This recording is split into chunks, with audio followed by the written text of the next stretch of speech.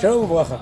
Dans l'épisode très difficile, après que Yosef ait accusé le frère Benjamin qui a volé sa coupe, voilà que Yehuda vient prendre la bonne cause, plaider la bonne cause de son frère Benjamin en disant que j'abrège tous les versets.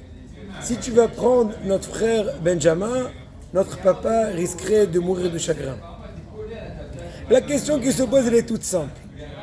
On sait très bien quand, dans le verdict humain terrestre, on ne tient pas compte des conséquences d'un verdict. Imaginons, un assassin a été pris flagrant délit, on va faire la sentence qu'il faut. Mais de par cela, il y aura un très grand chagrin à sa femme, à ses proches, à ses amis, il risquerait de, de rentrer en répression. Que faire? C'est la loi, on est obligé de mettre de l'ordre. Mais à Kadosh Baruch Hu, c'est vrai qu'il n'est pas comme ça. Kadosh Baruch Hu regarde tous les tenants aboutissants, qu'on s'est déjà en parler dans d'autres sujets d'études.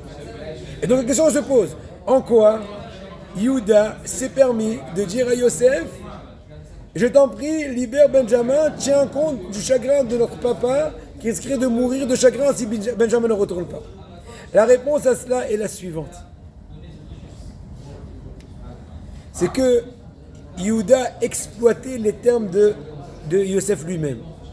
Yosef lui-même, qu'est-ce qui s'est passé? Au début, Yehuda, il est venu avec ses frères, quand ils ont été attrapés, entre guillemets, avec la coupe. Ils ont dit, on est prêts à être nous tous tes serviteurs. Et Yosef a dit, loin de moi, je ne pendrai que le coupable, Benjamin. Donc en fait, qu'est-ce qu'il a exprimé en cela? Que je ne vais pas prendre un effet, comment dirais-je, de tas. Je prends que le coupable. Tiens compte des conséquences. Pourquoi vous voulez que d'autres vont payer les pots cassés? Oh, Yehuda dit à Yosef, je veux que tu écoutes bien ce que tu viens de dire.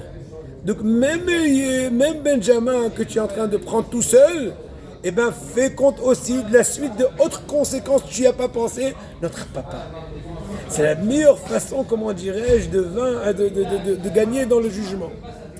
Et en fait, pour pousser l'idée, Yosef, plutôt Yehuda au début a compris qu'ils étaient culpabilisés de la vente de Yosef. Et donc c'est pour ça qu'au début il a dit on va tous être vendus en tant qu'esclaves. Entre parenthèses, il y en a qui expliqueraient, inclus notre papa Yaakov, étant donné qu'il est un tant soit peu, selon la compréhension de Yehuda, selon cette explication, un peu coupable de la vente, puisqu'il a créé une certaine jalousie entre nous et Yosef, chose qui nous a poussé à le vendre, etc. Et là, et c'est pour ça qu'il était pris. Donc, et là, à ce moment-là, faites attention, Yehuda n'a pas tenu compte de la conséquence de son papa parce qu'il l'a rendu aussi coupable à la rigueur. Mais après que Yosef s'est comporté autrement, il dit non, je crois que Benjamin. Benjamin, c'est le mauvais exemple de culpabilité de la vente de Yosef qui n'était pas du tout en rapport. Donc ils ont compris que le sujet était autre. Et en ce moment, c'est marqué Vaïgash la Yehuda. Bien qu'à la fin de la paracha auparavant, c'est marqué qu'ils sont en train de discuter avec Yosef. Mais là, il est revenu avec un nouveau disque, avec une nouvelle approche. Il lui a dit, je t'en prie, écoute ce que tu viens de faire. Et c'est comme ça, nouvelle approche, on n'est plus coupable. C'est que Benjamin, mais quand même, je veux te demander de libérer. Rabotai. Pour nous, toute cette paracha, c'est un grand moussa. Savoir qu'une personne doit se comporter d'une telle façon qu'elle ne se contradit pas dans son comportement. C'est le message qu'on voit dans la paracha.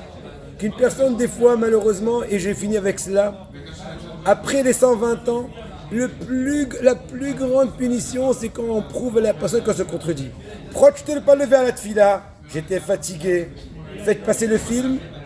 Le jour de l'inscription, tu t'es levé très tôt pour aller à la colo, pour aller j'en sais rien. Tu n'étais pas fatigué la veille, tu t'es dormi à 3h du mat. Ah, là on le contredit, il ne sait plus, il lève les mains, haut les mains. La bouteille, c'est le moussard. Il faut tâcher de se comporter de telle façon qu'on n'ait pas des contradictions. Être intègre et droit.